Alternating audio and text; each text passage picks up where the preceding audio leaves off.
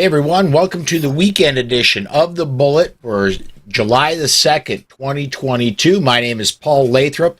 I'm the Deputy Director of New Media for the Second Amendment Foundation. Joining me this weekend, up on the top right of your screen, is Brooke Cheney of A Great Start Shooting School. On the bottom right, Rick Ector of Legally Armed in Detroit. And on the bottom left, Charlie Cook of Charlie's Gungrams and Riding Shotgun with Charlie. To start off today, guys, I wanted to mention that today it is 246 years since the Declaration of Independence was drafted. Independence Day, of course, is when they all signed it, which was July 4th, but it was drafted today in 1776. So I did want to bring that up as we got started. Happy birthday to America. Almost everybody celebrates it on the 4th, but I like to extend it to a 3-day celebration myself. So, what are you doing? What are you doing? It's on a Wednesday. Do you just parlay it into a whole week, just like everybody else and all the other holidays? Go. Exactly. I need a reason to celebrate. So there you go. Right. There you go. Very cool. Very cool. What I want to get started with today, because at the end of the month, and I'm actually helping participate with this year. I'm gonna be helping him out. The end of this month, Rick Ector, who again is here. He's on the bottom right of your screen. Rick is the 11th edition, am I right, Rick, of your women's shooting event? 11. Year 11, man. It's like, where does the time go? Yeah. It's kind of like Charlie when he's like watching his daughter go off to college. You're like, man, where did the years go? Hopefully she's not going to college for 11 years. Oh. Well, if she's like I was, don't take that off the table. It could take 11 years if you just run it, Right. That would get really expensive. The people that go to college for 11 years, they call doctor. Right? Yeah, or professor. Well, so Rick, I want to start, Rick, if I could. How did your event 11 years ago, how did the idea come about, and how did you get it started? 11 years ago, I was watching my local news broadcast here in Detroit, man, and it was a very disturbing story. It concerned the body of a woman who had been attacked, assaulted, disrobed, and left in the street, man. And I thought it was really a sad story, a sad circumstance, and it haunted me in a way. And I was really wondering, what could be done about that. And I talked to a lot of different people, I even talked to my mentor, Ken Blanchard, about it. And man, I tell you, it just sat with me for a minute, and I had a burst of inspiration. And I thought, well, why don't I contact a few of my fellow firearms instructors, and why don't we do our best to create an activity and publicize it on social media? And what we wanted to do was to give women a free range safety briefing and a free shooting lesson. And we would take to Facebook and all the other sites that were active at that time, and to see how many women we could get to shoot, man. Come out and give them a safe shooting experience. We would provide the guns, the ammunition, worked with a local gun range who didn't charge us any range fees. And we made it happen, man. We did 50 women that first year. And to be quite honest, I was thinking we were going to train more, but all things considered, it was a great experience. And, we just kept the event going. And lo and behold, we had, almost 2,000 women, show up that weekend, not last year, but the year before last. And that's our current high water mark. And I think to a great extent that was facilitated by everything else being shut down locally, associated with all the shutdowns that we've had. Mm-hmm. But still looking to grow the event, man, and all the resources that it takes to bring such an event to bear. One of the things that I'm most appreciative of is that over the years, I've had an opportunity to meet a lot of really cool people in the 2A space in the gun community, and they have assisted a great deal with the event, coming from probably all four corners of the USA, the contiguous USA. I don't think I've had anyone from Alaska yet, but fingers crossed. Have you had anybody from Massachusetts help you out yet? Massachusetts? Who do we know from Massachusetts? Would you just let him keep on talking? Would you just let him keep on talking, Paul? Come on. I have my fingers crossed that we might get someone. What's the state abbreviation? MA? Is it MA? Yeah. Massachusetts? Yes. We're going to get Ma to come on down this year, man. And we're looking for a great event, man. And the thing that aside from, attendance numbers and students trained, the one thing that has always impressed me about the event is that there has been an abundance of precaution when we do this event. And we have had 0 injuries. And the reason why we have had 0 injuries is because we have only qualified, credentialed firearms trainers doing the training and facilitating the event.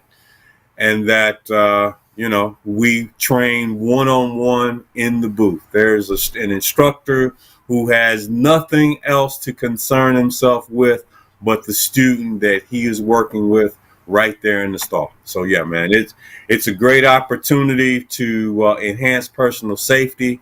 And by extension, we don't do any propaganda on the Second Amendment, although, I'm a very fervent and ardent supporter. But by extension, the whole experience, most people who go through the program, you can't help but wonder that they entertain the thought in their head that it's a pretty cool thing to have a gun around just in case you need it. Gun Websites over on the YouTube side has a question for you, Rick. And by the way, if you want to get your questions in, or Rick, or talk about any of the topics we're going to be covering here in a little while, just comment on either the live Facebook or YouTube video, or if you are an OpsLens viewer, or if you want to get your comment in quickly, just tweet on Twitter with the hashtag #BulletPodcast. That'll get to us, and I'll get your comment up right away. Rick, Gun Websites I see the question that says, yeah, do some ladies come back year after year? There are some women who come, believe it or not, there's a fraction that come like every year. There's a fraction that come a year, maybe take a year off, come back, take a year off. But the great thing about the people who come back is that they tend to bring people with them. So if they only attended by themselves the one year, they'll probably bring their daughters or their mothers the next year, and neighbors. So it's always a great thing to see. And I think a lot of people believe that if they show up, say, one particular year, that it precludes them from attending later. No, not at all. One of the tenets of firearm safety is that you know how to operate your firearm and that you engage in regular ongoing practice. Hopefully you're practicing more than once a year. Yeah. Say like at my free women's shooting event, ideally you would practice once a month, but with all the things that we've had to contend with in society, for the last year, 2 years or so. This is a great opportunity for people to get some practice in, especially for those brand new gun owners who went out and bought a gun, over the last, unspecified time period and have not yet been to a gun range to shoot. I can't think of a greater opportunity to get to become more intimately acquainted with your firearm. Next question we have also from Gun Websites over on the YouTube side. Has the mainstream media attention reaction changed at all over the years? Well, I know you are getting, you get a lot of press every year that you do it. I see stories in the legacy media of you every year when this event comes off. Has their coverage of you changed over the years? I can say that primarily the coverage that we've received has been positive. They focus on the fact that, in their mind that the affinity with women and firearms is in their minds, a fairly novel concept, and that women are doing it in more numbers than they've had in recent past. And it's still, in their minds, and I'm thankful that it's newsworthy and they want to cover it. But, it's really about empowerment, and it's about providing a way for a woman to, take care of their household and protect their children, and of course protect themselves.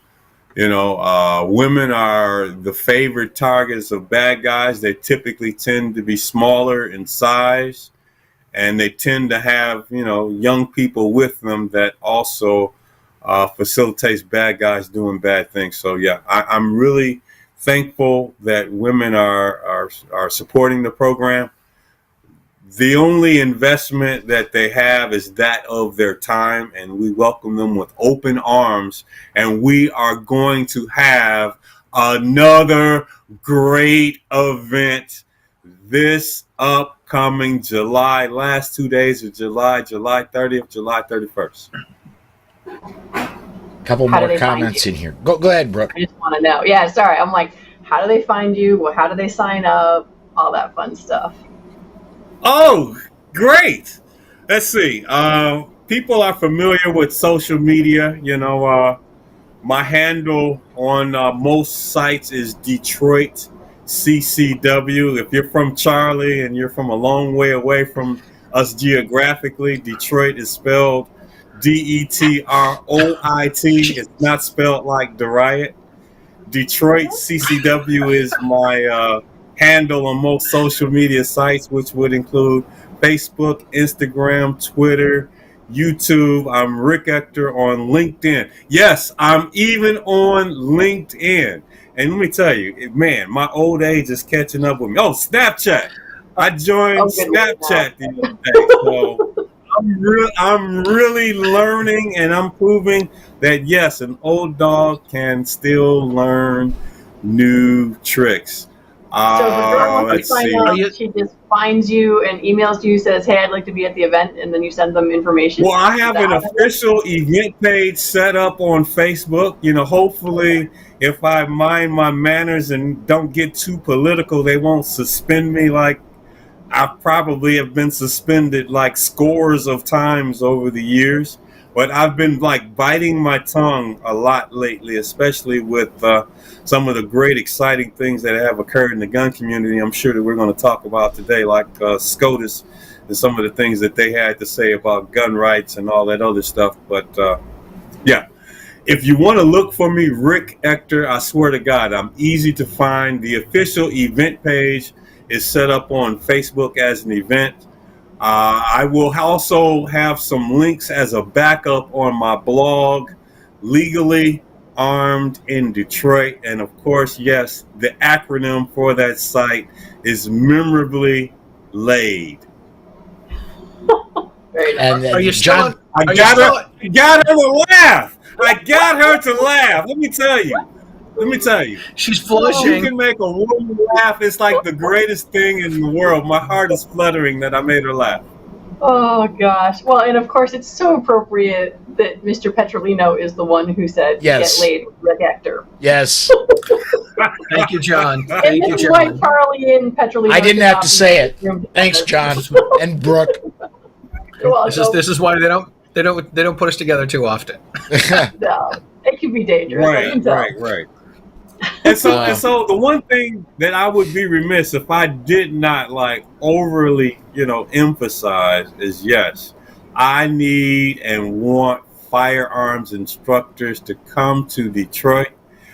We have been blessed in recent years with a lot of people that I have come to know and count as friends from all over the country that I see at all the gun rights conferences, and got a chance to talk with them about the event, man. And from people from all four corners of the country have come and descended upon Metro Detroit here in Michigan and have helped participate with the event. You figure this year we're doing a 2-day event simultaneously at 2 different gun ranges. And let me go ahead and shout them out right quick. You got Recoil Firearms And of course, we have Top Gun Shooting Sports, both in Taylor, Michigan. Huge supporters of the program. Definitely want to shout them out and give them all the credit in the world for being huge sponsors of this event. You know, without a gun range, we definitely would not have anywhere to shoot unless we went to some remote place in the woods somewhere, and that wouldn't definitely facilitate a lot of people coming. But yeah, this event. You this in an alley in Detroit. I must have this wrong. I mean, you know, not for long. You might get a few shots off, but you know, the police will be there in due order. And you know, we have these shot spotter devices all over the city now. There's these things that they have on poles that allegedly detect gunshots, and supposedly the police are alerted, and supposedly the police will get there to see who's been shooting. So I don't have much experience and knowledge about that. But here's the thing. To help you, like, do we have to bring guns with us and ammo, or do no? We have like sponsors, man. You know, we have sponsors that provide the guns. We have ammunition. You know, we have shooting glasses.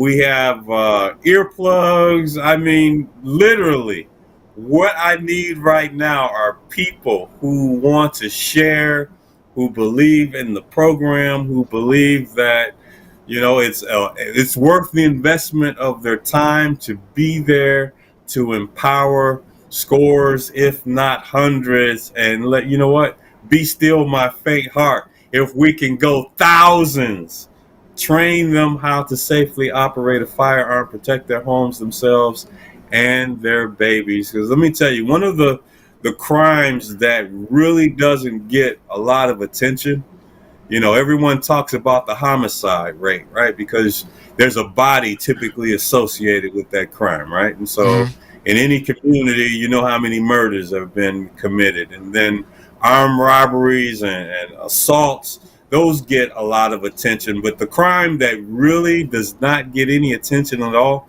is that of sexual assaults. And there's a lot of sexual assaults that occur in this country, and it's a travesty. And you know what? Let's empower women with firearms and do something about it. It's one of those things that no one seems to have a solution that they're willing to float. Well, I have one. Train women how to operate a firearm and encourage them to carry and encourage them to defend themselves. Yeah, let's do that. Well, Rick, I want to, you briefly touched on it, but I want to go into it a little bit more. You have potentially thousands, your high water mark is nearly 2,000 women over a weekend. And there's absolutely no cost to this, including using a firearm. So you have companies that donate firearms for these women to use, and you have people that donate ammunition for these ladies to use as well, because the firearm, you can dry fire a firearm, but you don't get quite the same level of learning as you do if you actually fire some rounds out of it. On your high water mark, when you did it, I believe your high water mark was 2020. How many rounds of ammunition did you go through, and do you want to name any of the firearm sponsor or the ammo sponsor or anything like that? Man, let me tell you, Phoenix Ammunition, they were huge with the ammunition that they donated, and you know, they donated like a ridiculous number of rounds, and plus, you know, once they donated, you know, I believe it was like 40,000 rounds of ammo, then they sold us some more ammo at wholesale cost, what it cost him to make it. So, I mean, he was absolutely huge in that. I mean, we've had support from Gun Owners of America.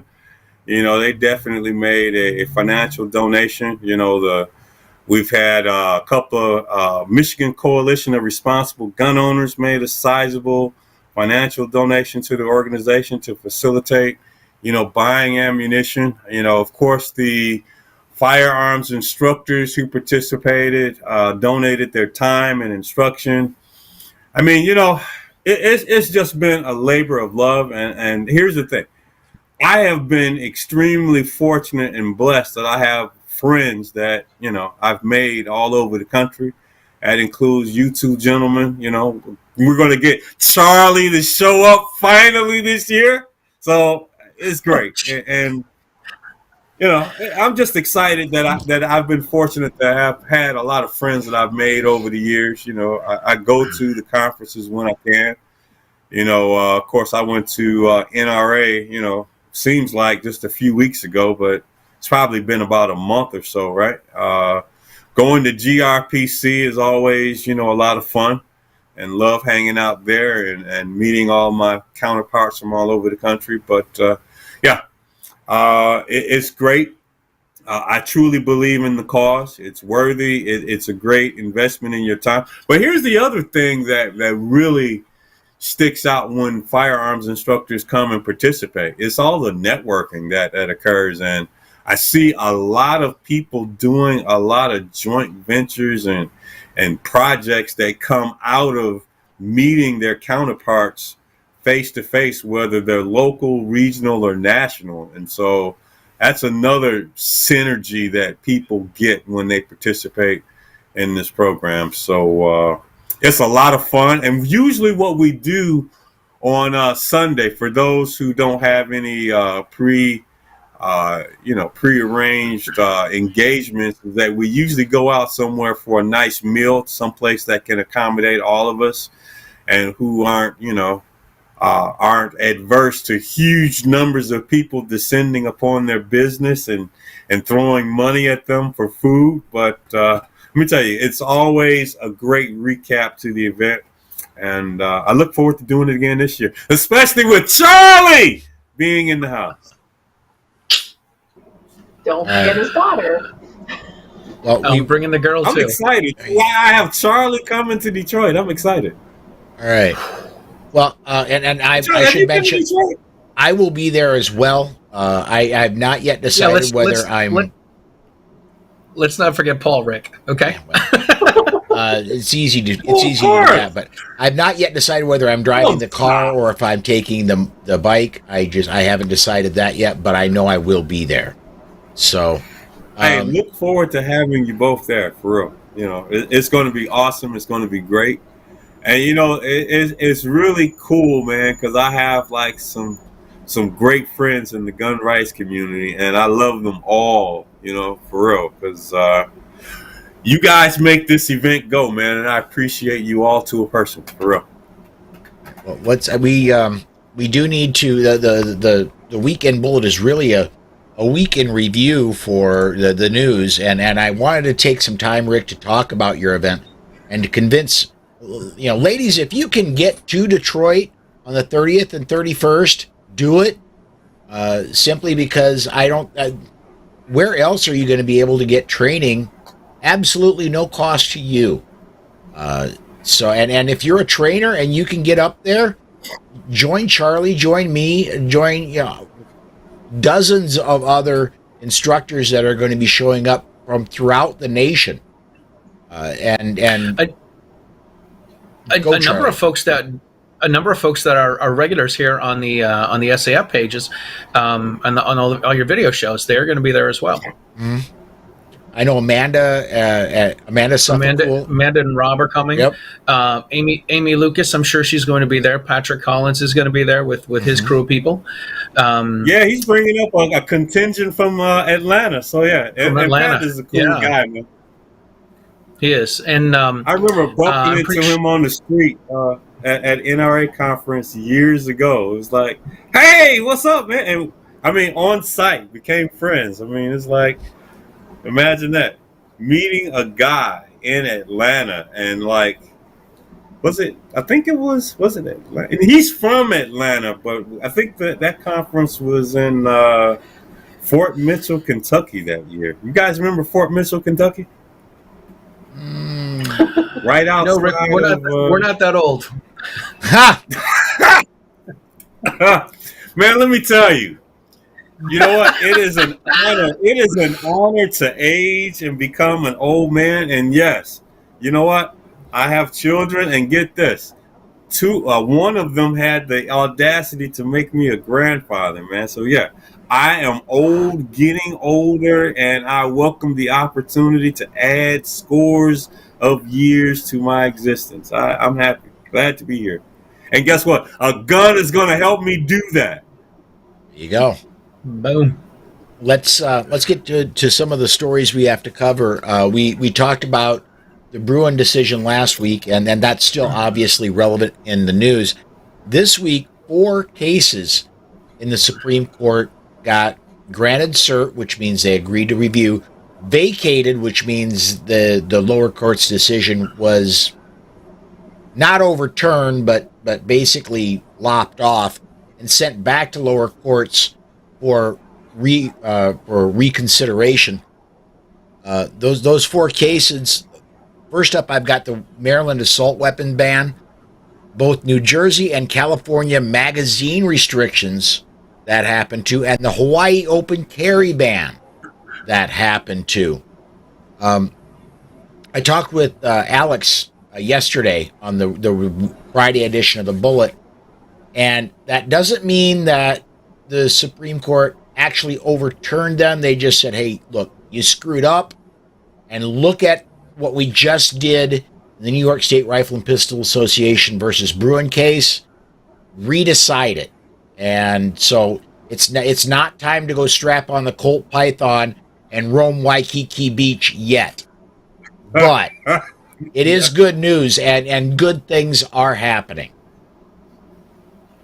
Yeah. It seems like what they're saying is, here's a new pair of glasses. Go back and revisit it, looking through these glasses, and see what you see this time. Yeah, absolutely. And I want to give hope to people, because there's more than just New Jersey and California that have the magazine restrictions. Washington's took effect yesterday, and New York, Connecticut.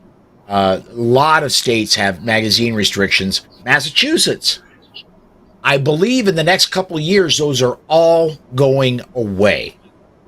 I wouldn't. Yeah, that would be wonderful. Yeah, and because when we had ours, it was one of those things where it's like I looked at Massachusetts and I looked at the FBI crime data, and all of the places that have those 10-round magazine bans, they have no impact on crime whatsoever, according to the FBI data. And so it's one of those things where if you have that belief system, because I was reading the article you sent us, and it's like, if there's less ammo in the gun, then someone has to reload. And it's just like, yeah, that's not supported either. So. Well, and what I like to bring up when people say that is the school shooting in Florida, at Marjorie Stoneman Douglas High School. The shooter there specifically took 10-round magazines because they're easier to conceal. So, if you're all for pushing for mag bans, well, guess what? You're also pushing for concealment. There you go. A little bit going back to Rick's, still getting comments about Rick's event, and one of them, there are 1,273, I believe, vegetarian restaurants in Detroit, for what it's worth. The next vegetarian restaurant I eat at will be the first. I am a meat eater. So what do they say? Well, I'm missing the point. What are they saying about the vegetarian restaurants? There's a lot of them. Yeah, there's a lot of them. You know what? And I'm not being disparaging, but I'm not aware of not one of them. I'm a carnivore. Technically, I'm an omnivore, but I'm a carnivore principally. Yeah. If you're looking for steak, you're not going to find the vegetarians. No. And you know what? If you're vegetarian, please don't constitute that as an attack and write in and complain on the show. I mean, hey guys, we love you too. We do, yes, sincerely. And you absolutely need to. You have a right to self-defense. No matter who you are, what your beliefs, we believe in your right to self-defense. Taking the vegetarian to an extreme, DJ says, or grub up vegan style at Siva in Detroit. Vegan, man, that's, I mean, I understand vegetarian, but vegan, that's up no there. milk, no cheese, no eggs, just, no nothing. No cheese, no eggs? Oh my God. They are hardcore. Although my favorite vegan story is vegan to hunter, because my friend said that she was a vegan for the ethical treatment of animals. And then because it was an ethical thing, she realized that she could eat meat if she took it herself, because that animal lived exactly as God intended and it had just one bad day. And so that's how she went from vegan to hunter. I love that vegan story. It's a pretty bad day, but yeah. Bad day. One bad day. So DJ says, hold on. So you can love animals so much that you want to eat their food and deprive them of their food? Come on. DJ says, free your mind and your palate will follow. That goes both ways, pal. I'm just saying prime rib. Yes. But it is interesting. As you make changes in your diet, not this has anything to do with 2A, but when I cut sugar out for 75 hard, you do taste everything differently. It's true. But anyway, can you back drink to 2A. coffee without sugar? Paul. You want control of this? Do you still drink? Do you drink coffee? Moi? Yeah. Yeah. How do you take your coffee? When I'm not doing sugar, pretty much black. Really? No cream? I have I switched to black. I've never put sugar. I've never put cream or milk in my coffee. I used to put sugar in it, and about a year and a half ago, I went to straight black coffee. Wow! Like nothing. It's just bean water. That's all it is. Our friend Kevin Sona down in Florida, again, not 2A related, but I gotta follow this track. Our friend Kevin Sona down in Florida has taken to putting coffee creamer in Coca-Cola. And he says it's just the most amazing thing. This is like Laverne and Shirley putting milk and Pepsi together, right? Oh, to be fair, in high school, I had a friend who would put Coke on their Frosted Flakes. So you can put anything together. Gosh. There you go. Okay. Let's talk about California for just a second. Right. Speaking of crazy things, let's talk about California. There you go. Perfect segue.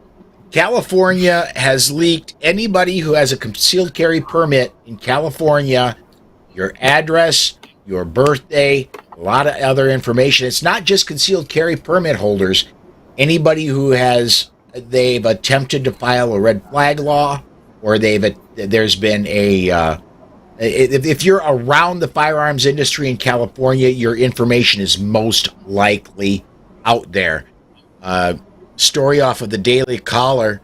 There are people out there who are scared because who knows how many people downloaded this information, who knows who they shared it with, who knows where this information has gotten to, said lawyer and president of California Rifle and Pistol Association, Chuck Michelle, Thursday during an interview with Dana Lesh. Let's be fair. They said they leaked this accidentally. There was no malevolent intent whatsoever, right? It was an honest accident. Yeah, okay. It was an honest doxing. Yes. I just want to say that this makes me so it makes me wonder who's in control of this stuff, but it also makes me wonder why they have to have so much of our information, especially if it's going to somehow possibly get out. Why do they need to keep all this information? They don't need it's nonsense. It's a crock of cheese that they put it all out, and I'm as mad as peanut butter and jelly. Well, my thing is, obviously, there's the huge privacy concern, but let's take that a step further. I mean, there are some, crazy people on the other end of the ideological spectrum, man, and that they honestly could be putting gun owners' lives in danger, and there are some rabid anti-gun folks that might try to attack kill them, hurt them, and raid their homes. So, that's the big issue, and how do we be made whole from that? It's even worse than that, though, because it's for me as a woman. I have plenty of women who come to me with domestic abuse, and there are plenty of women out there that have chosen to have a firearm for self-defense because they have a stalker, because they have someone who's after them. One of my good friends, her abuser was a cop, and it was really, really, really hard for her to hide from him without leaving the state. And so now if someone like that is in California and they've just had all their information thrown out there, I mean, there's someone who specifically already has that problem. Like, Rick, you were talking about sexual assault, and here we are. Domestic abuse is another one of those things nobody talks about. And the anti-gunners are always like, oh, well, women get killed by guns. And I'm like, yes, but on the other side of that, when those women finally can break away, now we have it so that we have some way to level the playing fields. And to me, that's the ultimate people who should be screaming about this doxing. I'm sorry, this mistake that they made, right? And really what I want to add to this is for bad guys, this is their dream come true. It's their shopping list. If it's keep going. If you're looking to on both ends, if you're looking to go into a home that is likely to have firearms, just look at the list. If you want to hit a home where you're going to be safer, make sure your home is not, the home you want to hit is not on that list. That is exactly what I wanted to point out, Paul. Oh, sorry. That's exactly what I wanted to point out. I teach the Utah class, and there's a section in the class where I talk about in Utah, they don't store this information. They don't store people's information about people who have carry permits.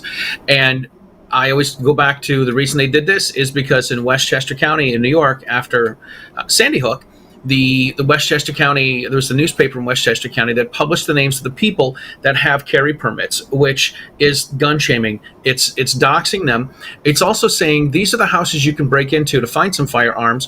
And then in turn, these are the houses you can break into where you're not going to find a firearm. And they think that they're so caught up, these anti-gun folks, I usually say anti-gun wackos, but the anti-gun folks are so caught up in, well, we need to make gun owners feel bad. We need to shame them, that they will cut off their nose to spite their face. They will say, these are where you can get guns. These are the people's houses you break into that don't have guns. So bad guys, go out and do your thing. Yeah. And there's cases that actually prove this point. There was a case in New Jersey. There was a raft of robberies. And what happened was they couldn't figure out, none of these places, not same neighborhood, not same towns. And after a while, they realized that the one thing that was in common for all of them was they all had NRA stickers on their cars. And that's how the bad guys thought about, ooh, how do I find a gun? Oh, they've got an NRA sticker. There's probably guns in there. So, yeah, it's bad when the bad guys know where the guns are. This is why, oh, wait, my poster here. Gun-free zones don't work because bad guys love gun-free zones. One blessing that could come out of this mess is that it is possible that this could re-emphasize the growing trend amongst a growing number of states in our country who have transitioned over to constitutional carry, where there's no need to even have a permit to carry a gun outside the home. So maybe if there is a silver lining in this very shameful deed that was done by the government, maybe we just shouldn't need a license whatsoever to carry a gun in any way, wherever you may lawfully be in this country. And Pete over at Gun Websites brings up a great point. If you want to stop someone from making the decision to own a gun, dox the 500,000 existing owners, CCW owners, and applicants. Yeah, that's a great point. Well, look, these people that own guns, they all got their information spread from the state to the whole world. I don't want to be in that list. Yeah, they're not out doxing the criminals, are they? Like they're not going through the criminal database of people that they've that have had charges of whatever, illegal firearms and illegal drugs and other crimes. That list is not getting out, so we don't know where the criminals live. Are there? Are they letting them out? Sex offenders. There's sex offenders, sure. Like there's sex offender, whatever those things, where you look in your neighborhood and the dots are where the sex offenders are. And it's total and complete garbage because it's like some of those quote unquote sex offenders, and Alex and I have had this conversation, are people who were drunk and peed in public, right? And some of them are pedophiles, but it's as if they're all no distinction? No. And that's just it. It's like stuff like that where they've got the information out there, but it's not very useful because you don't really know what happened. So they give you some of the information, but not all of it. I want to. So what she's saying is, what she's saying is, be careful, Rick. I want to move on to New York, and we're going to spend a bit of time. Well, actually, you know what? I'm gonna scroll down a little bit. I'm gonna stay in California real quick. California law now requires parts used to build firearms to have serial numbers and gives Californians who have weapons without serial numbers until January 1, 2024 to register them and add the numbers. Is a story off of WNYT.com. What I want to know is how are they going to serialize return springs? This is an uninformed. Yeah, I'm not thinking this through. Right. No clue what they're talking about whatsoever. And we see this in politics all the time. Is whether it's healthcare, Second Amendment stuff, it's like they think this is a great idea. They're like, oh, we'll do this and it'll make everything better. And they have no idea what they're talking about. I mean, Sandy Hook. The amount of laws that we have on the books from Sandy Hook that make zero sense because they refuse to talk to anyone who knew anything about guns. And so this is another policy that's obviously put together by someone who's never touched a gun, does not understand how little tiny parts are in there, and are just like, well, we have to do something. And there's something is just not very effective or thought out. Yeah, I think you all are giving them way too much credit. I think the end goal is just make it hard to be a gun owner and be in compliance with the law and to basically disarm you from having a firearm. I mean, it's so easy to say that they're idiots or that they're clueless or that they don't know or understand anything about firearms. I think the opposite is actually true. I think that it's just an evil, insane plot to keep you lawfully disarmed. Yeah, I agree with you totally. Been saying that a lot lately. Is like when people say they're not coming for your guns, they're not coming for your guns. I'm like, you're right. They are not coming for my guns. They are making enough laws so it is impossible for me to be a law-abiding gun owner. So they don't have to come for my guns because they can just throw me directly in jail. Right. One of getting back to what you were saying, Paul, is this is the non-gun folks make gun laws, which is why we have laws about the shoulder thing that goes up. Mm-hmm. Which as Carolyn McCarthy said, the shoulder thing that goes up is a barrel shroud. Barrel shroud's at the other end of the gun. The barrel shroud is actually a little bit of a safety feature. So you're saying you don't want to add a safety feature to your firearm.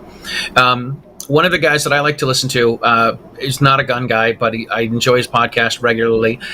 He likes to have a little game that he calls liar, stupid, or liar. And he's like, is this person stupid or is this person a liar? And there's, I think this is what Rick was just saying. It makes me think of that game. Are these people really that stupid, or are they, they do want to make it impossible for us to own anything? And it's one of these. Well, you can have a gun, but you can't do this, and you can have a gun, but you can't do this, and you can have a gun, but you can't do this. So it's going to defeat the purpose of having a gun. It's that but word that always gets thrown in there. Yes. That's when we know we're in trouble. Is like right. And, I support the Second Amendment, but, and that's where all the wheels fall off. Totally. I go ahead. I want to go to. We're running close on time here. I don't think we're going to be able to get all the stories I wanted to, and so I do want to go to New York quick. Two different stories out of New York. First one that the first one that I want to talk about is a proposed law, because they're going to have to go May issue. The Supreme Court specifically was New York's May issue law, and they ruled that absolutely was unconstitutional. Now, in crafting the law for concealed carry, New York would require people applying for a handgun license to turn over a list of their social media accounts so officials could verify their character and conduct under a bill headed toward passage Friday in the state legislature. This is off SpectrumLocalNews.com. The provision was part of a proposed redesign of the state's firearms licensing laws, hammered out by lawmakers after the U.S. Supreme Court struck down rules that had severely limited who could get a permit to carry a handgun outside their home. Got a little bit more here. A bill advanced by Democratic leaders would eliminate most of the strict barriers to getting a permit, but would also require new requirements for applicants. Among the requirements, applicants would have to show they have the essential character, temperament, and judgment necessary to be entrusted with a weapon and to use it only in a manner that does not endanger oneself or others, according to the bill. And as part of that, the bill says applicants would have to turn over a list of any social media accounts they've had in the past 3 years to confirm the information regarding the applicant's character and conduct. Chilling. I mean, that's right. a First Amendment right issue too, and God knows some of the things I've seen Charlie post on his social media page. They probably come take his guns tomorrow. Oh my God! Shh. Keep it on the DL. They just look at my history. They can just look at my history of being banned. Right, I know that's right.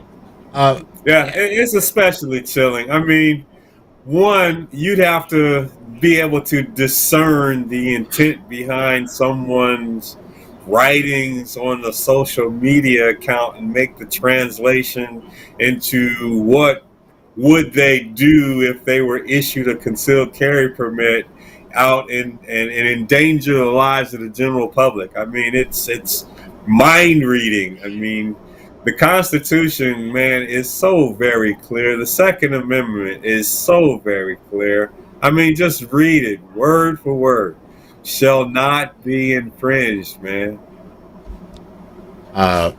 Pete over at Gun Website says, good luck, my friend. You know how much stuff I have up on the internet? They would need a department for a month to find and download it all. Well, I know I always tell my students because, like, they could put a spider out there and pull all your stuff into one big, giant, huge file and just take selected keywords and do searches and then concoct some theory as to why you're unfit to own a firearm, and you probably have a spotless criminal history background. I mean, it's all designed to keep you disarmed. And you know what? I don't think that would pass the muster of the Supreme Court, but that doesn't mean that they're not going to try. Exactly. It doesn't mean they're not going to try. I just saw something about New York on the way just a while ago, just this morning. It said something like New York is requiring 16 hours worth of training in order to get a carry permit. And I guess what I was thinking is, if you're going to make the restrictions more difficult, or the training requirements more difficult, then I think once you've hit that and once you've achieved that, then you should really open up all of the freedoms you're going to have. So, okay, listen, if you don't have I think some states have an enhanced permit where you don't have to have a permit to carry, but if you want to carry in this special area, then you have to have a permit. And if you're going to do that, then if you're going to make people go through 16 hours worth of training, that's let them carry in more places and let them carry, whatever it is that they want to carry. So they've met your ridiculous benchmark. Now, what do they get for being able to carry? Like, we talk about the compromise, and the compromise that we get from the anti-gun folks is magazine restrictions, assault weapon bans, take semi-autos, take this, and then we get nothing in return for it. So, okay, so let's do a background check. Okay, what do we get for a background check? Well, we're going to do 2 background checks. Wait a second. Hold on a second. This is what do we get in return for passing a background check? We don't get anything when there's this compromise. A compromise is I'm not happy with the results. You're not happy with the results. You give a little, I take a little. I give a little, you take a little, and neither one of us are completely happy. But all they want to do is take, and once they take that, they're still not happy. They want to take more. I am so far past the compromise path and road, man. We're so far removed from the original intent of the Second Amendment. I am like, look, not only hold the line, no more compromises, but let's go back and undo a lot of these gun laws that are on the books. We've already proven that these laws on the books don't work and that they don't stop someone from committing a crime. So why even have them on the books? Let's go back and scrub the laws and take these laws off the books. If anything, I bet we'll prove that we've enhanced the ability of citizens to protect themselves wherever they may legally be. Amen. Get this one up. Mike says they need to have penalties when they enact a law that's found to be unconstitutional. Florida kind of experimented with that when they had they passed preemption in Florida, which means no municipality can pass a law in Florida that is stricter than state law regarding guns. Part of that state law was, look, if you do, you can personally be held liable, meaning the city council and mayor or whomever, and you can personally be put possibly in jail and fined if you go against these laws. That has never been tested, but several years ago, Florida did enact that law. I would love to be able to see that happen on a national basis, where if you enact a law that goes against the Second Amendment and it's found to be unconstitutional, guess what? You lose your office. That would be the very bare minimum, but I'd love to see that. Well, we have a preemption law here in Michigan. No individual town, city, or municipality can enact a law that does not conform to state law. I mean, if there is such a law that exists out there, it is legally null and void. That still doesn't stop them from doing it. It's just not legally valid, and obviously will be tossed out. But unlike the case that you mentioned, man, there in Michigan are no provisions for punishing these people in these municipalities from enacting these laws. So, yeah, I love to see it, and I think we're on to something there. All right, and then also in New York, the next one that I want to talk about, this one actually did pass. Law passed on Friday made it a felony crime to carry a gun into a new list of sensitive places, including government buildings, medical facilities, places of worship, libraries, playgrounds, parks, zoos, schools, colleges, summer camps, addiction support centers, homeless shelters, nursing homes, public transit, including New York City subways, places where alcohol or marijuana is consumed. Is marijuana legal in New York yet? Museums, theaters, stadiums, and other venues, polling places, and Times Square.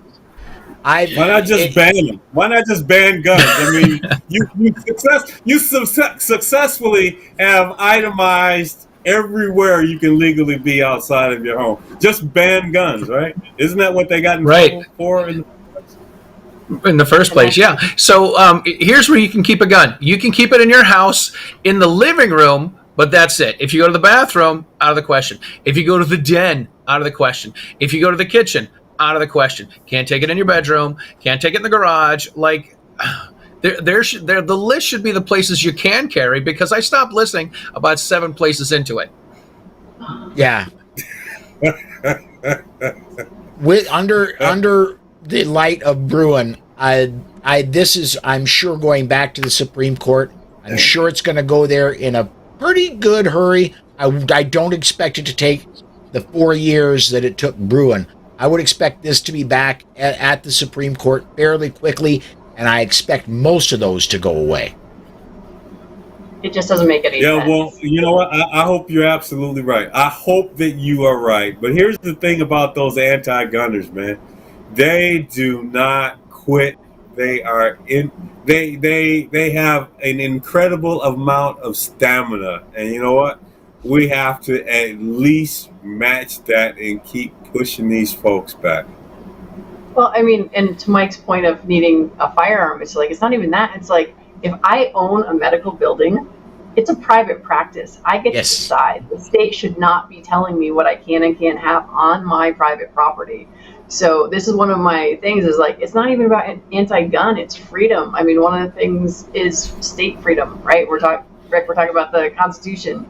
It's like, the federal government should only have so much, the local government should only have so much, and we have to go back to just talking about how important freedom is, because I try to talk to anti-gunners not about the gun stuff, but actually just, do you really want someone telling you what you can and can't do? Period. Regardless of what it is. Where can you eat your sandwich for lunch today? Oh, like Charlie said, not in the bathroom, but maybe in the den, but not in the kitchen. You can only make it there, but you can't consume it there. And it's like, people are like, that's ridiculous. And I'm like, well, that's what they're doing with the gun laws. That's what they're doing with so many other things currently. It's freedom. Right. It's about freedom of choice. It's Go a ahead, kitchen Charlie. table. You can eat on it, but you can't do your homework on it. Don't put your laptop on it. Don't read at it. It's a kitchen table for eating. What? Now you're telling me what I can do in my own private residence? This is insane. Well, and related to what we were just talking about, DC currently, you can't. DC is shall issue. I mean, that's the way it operates. They currently have a ban on carrying in public transit in Washington D.C. That's going to court. They've been sued. It is going to court. This will be in the federal district of D.C. So.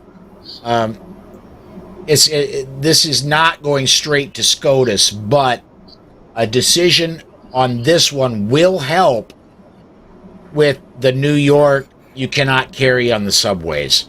With New York, you cannot carry on buses. You know, speaking personally, when I was a younger person, I was broke at one time. I had to rely on going on buses, and the people that ride buses are among the lower economic strata, and you get some interesting people in there. And if you're forced to ride a bus, you're among the people that probably should have to defend themselves at one point or another. These are not exactly crime-free zones. Yeah, I mean, let's face it. Happening in Connecticut. This year, they were trying to ban guns from public transit, and it goes back to, look how racist these things really are. In that, if you're lower income and this is how you get from place to place, it's just, how can you possibly defend yourself or take care of yourself if you're on public transit and they say, no, you can't do that. So there were lots of really good arguments in that testimony for this year. And it's just, at the same time, it's so frustrating to have to come back year after year after year and testify against this stuff, because it's like, we are not here to stop crime. We are here to take care of ourselves, and that's it. And to say, well, you can't go here and you can't go there and you can't go here. And these people are like, well, I feel safer if there's no guns in the area. And it's just like, you don't know that there's guns in the area. We conceal carry for the most part, even if open carry is legal here in Connecticut. It's like, you have no idea how many of your friends have guns. Because in Connecticut, I'm talking to my students today, and I'm like, I never tell anyone that they came to training for me. If they want to give me a review or something, they can. But like we were talking about before, it's like the gun shaming. Oh no, you're a bad person because how dare you have a gun. So, but anyway. You mean some people think I'm a bad person because I own a gun and have the audacity to carry it in polite society? And get trained. Right? I can't let people know that someone came to me for training. I'm like, no. Susie came? Really? Did she tell you that? Okay. Maybe. So, yeah. I think I've officially turned the corner. You know what? Just throw out the need for a license and just be lawfully eligible to carry a gun without a permit. I mean, we're over what, 20? Are we 21, 22 states now? 25. Aren't we up there? 25. 25. Okay. I missed 3. I mean, the genie is out of the bottle. Let's just get rid of these permits altogether, man. I think I heard some heads exploding over on the anti side. Sorry. And I'm going to go back to something I've said lots of times. If you're too dangerous to carry a gun in public, why are you not still in jail? Right. There you go. All right, we just hit really 1 hour, so. Early release. So, but all right. Well, are we done? I've got a lesson at 2:30. I need to. I'm going to start with you, Brooke. I want to, on the way out, I want you to plug your shows you do on Saturdays and anything else you want to promote. All right. So, what am I? So, I'm a Great Start Shooting School. I am based here in Harwington, Connecticut. You can find me at greatstartshootingschool.com, but nobody wants to actually type that. So, it's AG and then 3 S's.com, and you can find me. On YouTube and Facebook, Saturday night, I do a suicide prevention Saturday. Generally, it's me, about 15 minutes, and we talk about mental health, the fact that 2 out of every 3 gun deaths you hear about in the gun violence world are actually suicides. And if we want to save lives, we should be talking about mental health. And then I'm starting to throw in the tag of, if we're paying attention to mental health, we also will help reduce violence. So it's a win-win here if people would start talking about mental health versus gun control. So that's Saturday night, 9 p.m. Eastern. What else? Of course, Rick has asked me to go to Detroit. And so I'm looking for sponsors. Anyone wants to help send to Detroit, we'll do that. And I think that's kind of it. That's what I do. Part of the DC project, 50 Women for 50 States, who go and talk to our legislative body once a year. Or actually much more than that now. Many of the DC girls have gone to DC to testify on lots of things over the year. But as a group, we go at least once a year. And I think that's all the fun 2A stuff that I'm kind of up to and doing these days. Oh, competitive shooter. Just, if you want to go play and shoot and run around, that's always fun too. DJ was nice and put the link for your YouTube channel up in the chat there.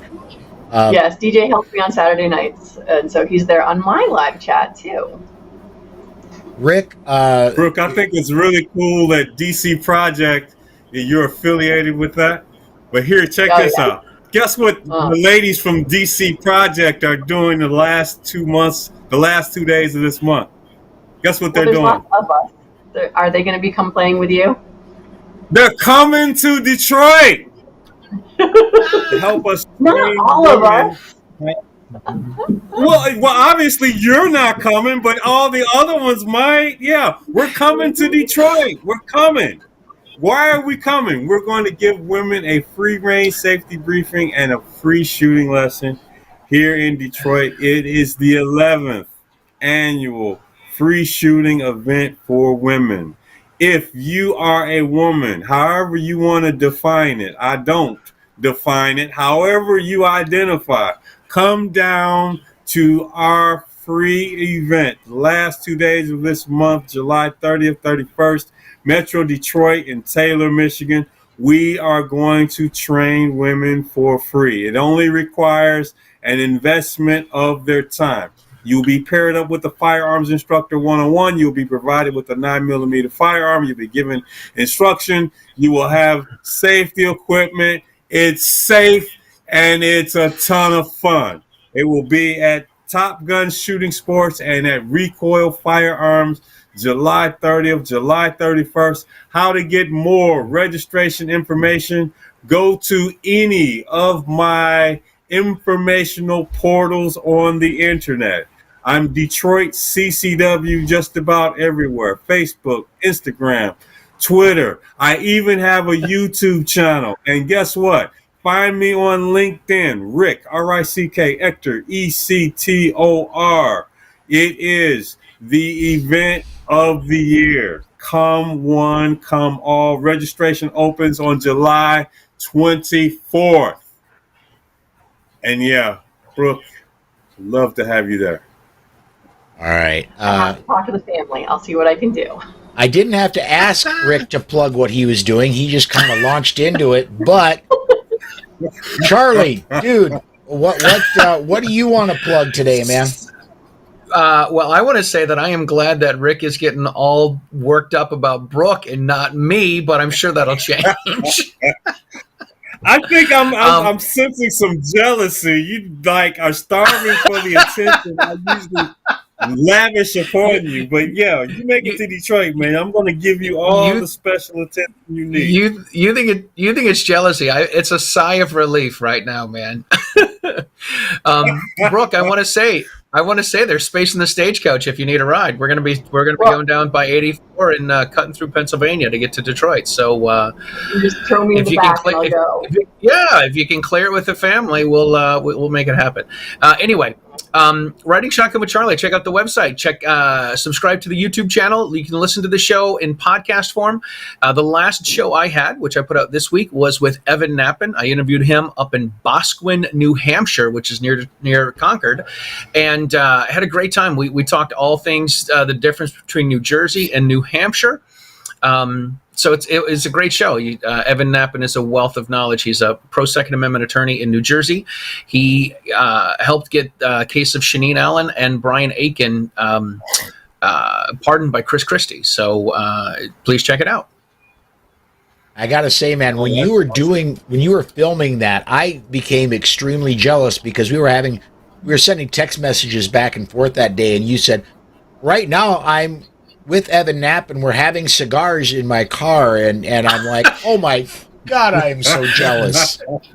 I love my gig. Wait. So you actually offer guests now cigars when they ride Shotgun with Charlie? So is that a new amenity that has been deprived of me? So this is what I love. When I say I love my gig, I love that I can call someone up and they can say, "Hey, listen, what kind of I'd love to be on your show. Do you smoke cigars? I'll bring some cigars. We'll have a cigar after the show."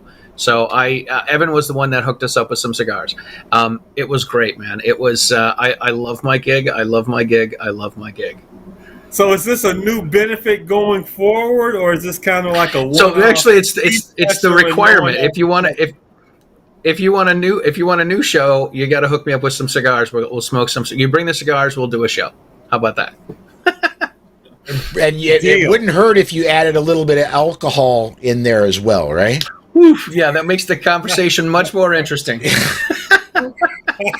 So wait, Paul, do I get to make you jealous, letting you know that I've hung out at Heller's house in his living room and he walked me home when we were in DC and stuff like that? Or that I hang out with Peruta here in Connecticut from time to time? What else do I have to do to get you jealous of me instead of Charlie? Yeah, it's about me now, not Charlie. It's deflecting.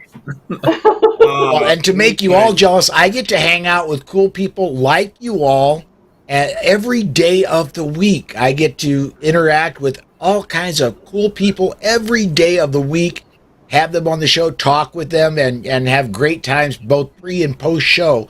So I truly consider myself one of the most blessed people on the planet to be able to do what I do.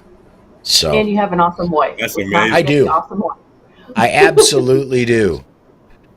All right, well, let's do this. We're going to go ahead and shut it down. Thank you, everybody, for watching. On my end, please come join me next week, 5 p.m. Central Time, Monday through Friday, and we'll have more of the bullet. Any Second Amendment stories that come about, we'll keep you apprised.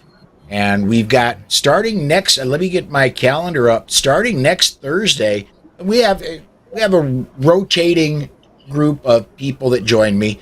There are now 10 that join me on a regular basis. And starting next Thursday, making his first appearance as a commentator is going to be Matt Mallory. He's going to be joining me every other Thursday. So I'm going to be glad to welcome him. On his latest episode, whenever he puts it out, yours truly, me and Matt, we did a show a couple of days ago, so hopefully it'll be published by then. Very cool. Very, very cool. Yeah. All right, and that's going to do it for today. Thanks, everybody, for watching. Thanks, everybody, for commenting and contributing. And we will see you next time.